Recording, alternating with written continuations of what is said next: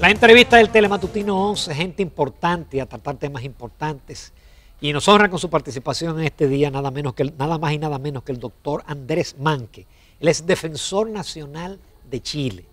Y nos acompaña también de la República Dominicana el licenciado Rodolfo Valentín Santos, director de la Defensa Pública, que había estado previamente en el programa recientemente. Muy buenos días. Buenos días. Bienvenidos al programa. Bienvenidos, caballeros. Muy buenos días y muchas gracias por la invitación.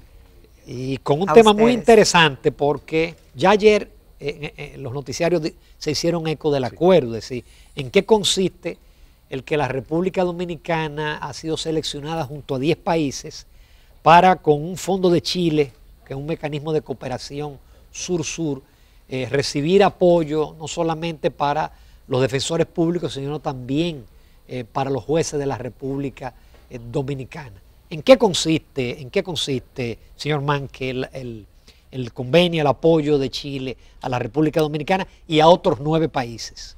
Bueno, muchas gracias nuevamente por la invitación y por la oportunidad de conversar de temas que en definitiva fortalecen el derecho de defensa, que la ciudadanía se interese también en cómo opera un sistema de justicia penal, la necesidad de equilibrarlo, y de esa forma seguramente vamos a aportar al fortalecimiento de la paz social y el fortalecimiento del Estado de Derecho, que es lo que hay detrás de que en el fondo todas las partes de un proceso penal estén en igualdad de armas en su participación. El proyecto consiste precisamente en que desde el punto de vista de ciertos aprendizajes que ha tenido Chile por una evolución determinada, tanto el Estado de República Dominicana y el Estado de Chile, a través de sus cancillerías, a través de la cooperación sur-sur a que usted hacía referencia, han determinado, y también eso es muy importante para nosotros, porque más allá de que ha surgido de la conversación técnica entre ambas instituciones, son los estados en que han recogido esta materia para apoyar desde el punto de vista de la Defensoría de Chile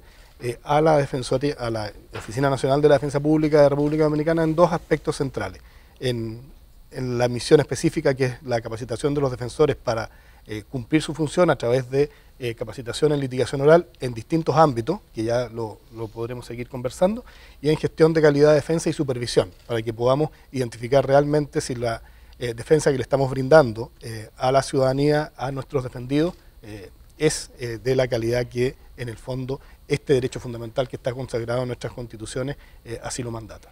Doctor, ¿en qué se basó el grupo que usted representa, la institución que usted representa para escoger a la República Dominicana dentro de esos 10 países que iban a recibir esta gran asesoría que indiscutiblemente vendrá en mejoramiento de lo que ya tenemos en la República Dominicana, que dicho sea de paso, por lo menos aquí en el país se percibe de que se está haciendo un buen trabajo? Nosotros salimos dentro de los 10 porque lo estábamos haciendo bien y pudiéramos hacerlo mejor, o porque lo estábamos haciendo mal y tenemos que mejorar. La verdad es lo primero. Nosotros, las defensorías públicas, yo creo que es una colectividad bastante única desde el punto de vista del funcionamiento de un sistema de justicia penal y particularmente de quienes brindan defensa. Tenemos una asociación de defensorías de América Latina y el Caribe. Llevamos ya 18 años en un conglomerado que tiene el nombre de AIDEF, Asociación Interamericana de Defensorías Públicas, y en ese seno tenemos mucha conversación y un diálogo muy enriquecedor entre todas las instituciones, y efectivamente hay ámbitos en que uno puede fortalecer. A nosotros nos ha tocado también ser receptores de cooperación de otros países en distintas materias, y podemos identificar claramente en qué ámbitos un país, una institución determinada tiene muy buenas prácticas y en qué ámbitos puede en otro país que tenga un estándar de buen funcionamiento poder aportar precisamente para el fortalecimiento de esa institución.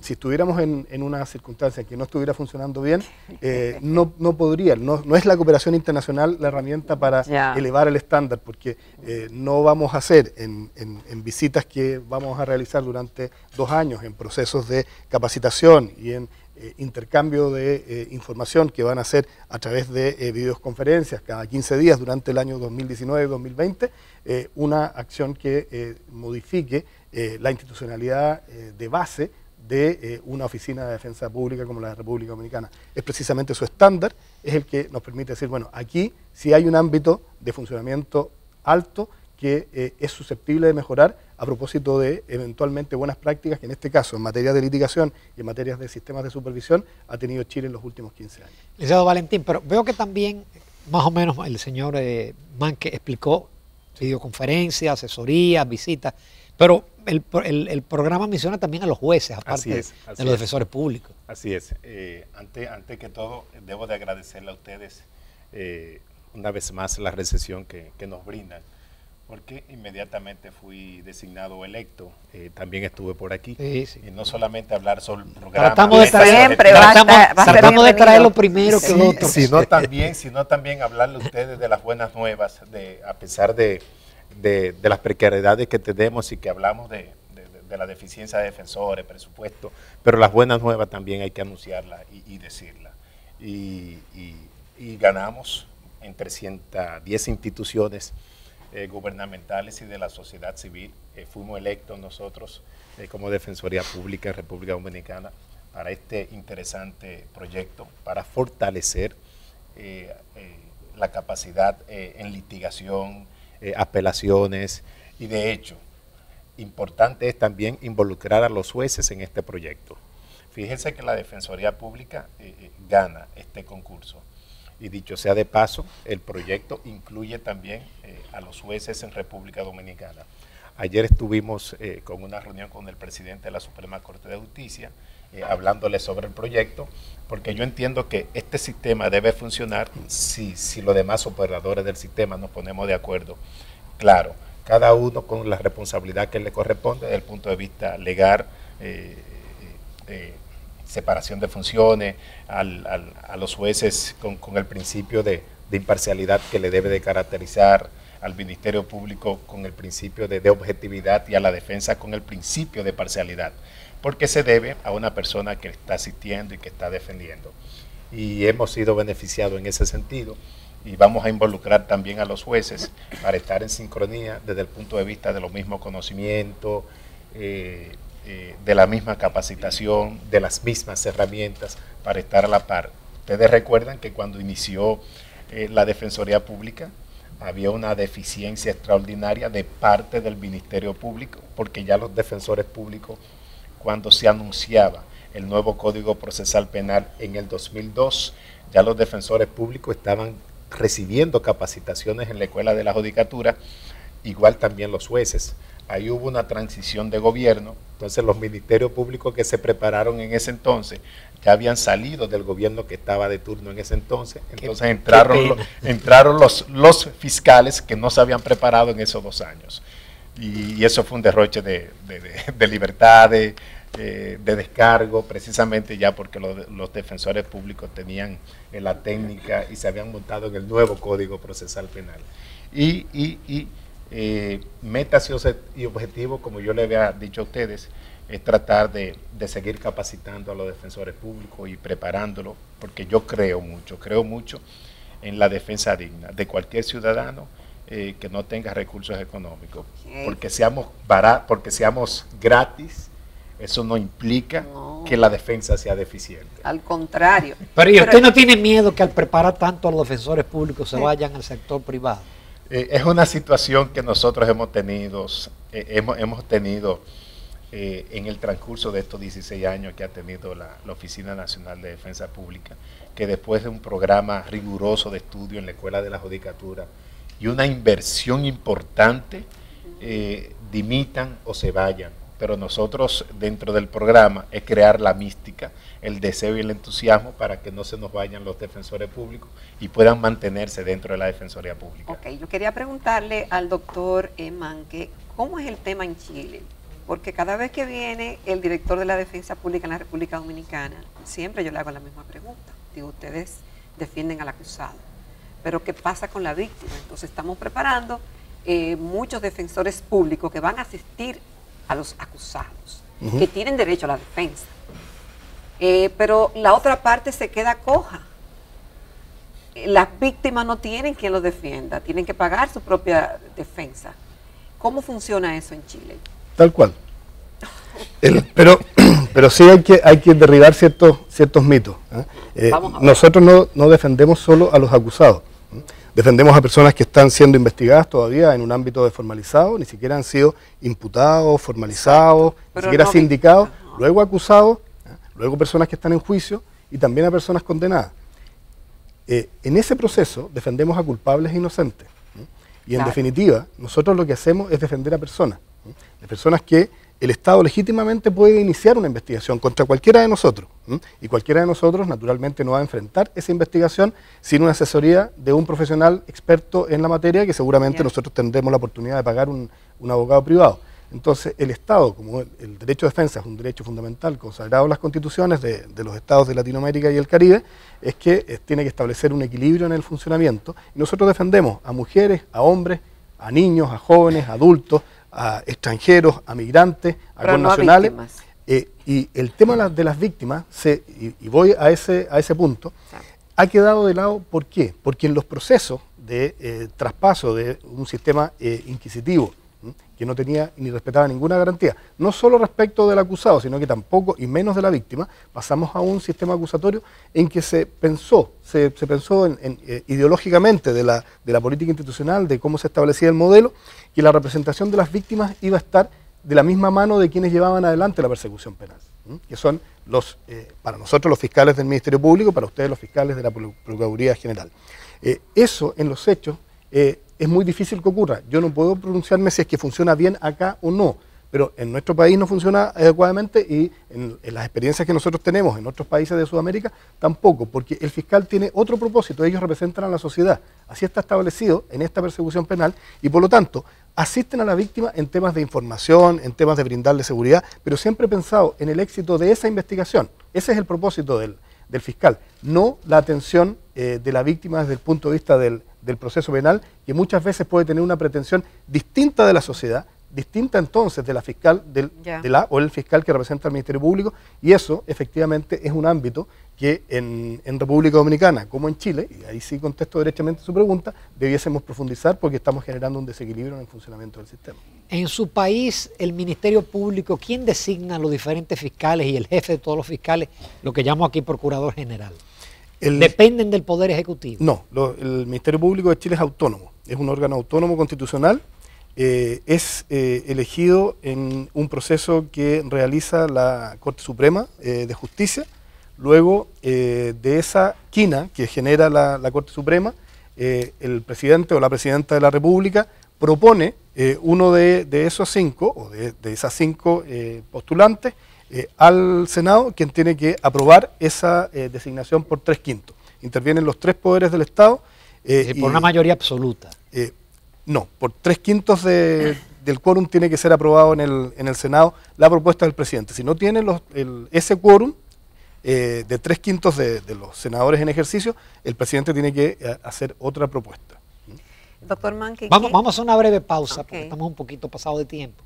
Pero volvemos. Muy interesante esta conversación con el doctor Andrés Manque, quien es defensor nacional de Chile, y el licenciado Rodolfo Valentín Santos, quien es director de la Defensa Pública de la República Dominicana.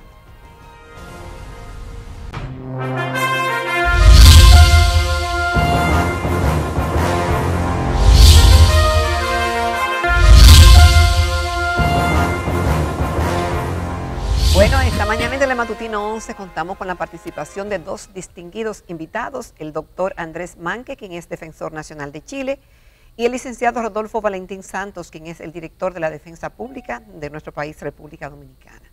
Antes de pasar a este interesantísimo programa de acompañamiento para que nuestra Defensoría Pública sea mucho mejor de lo que ha sido, quiero terminar el tema anterior que Ramón le preguntaba de cómo son escogidos los jueces y en el tema de la Procuraduría en su país.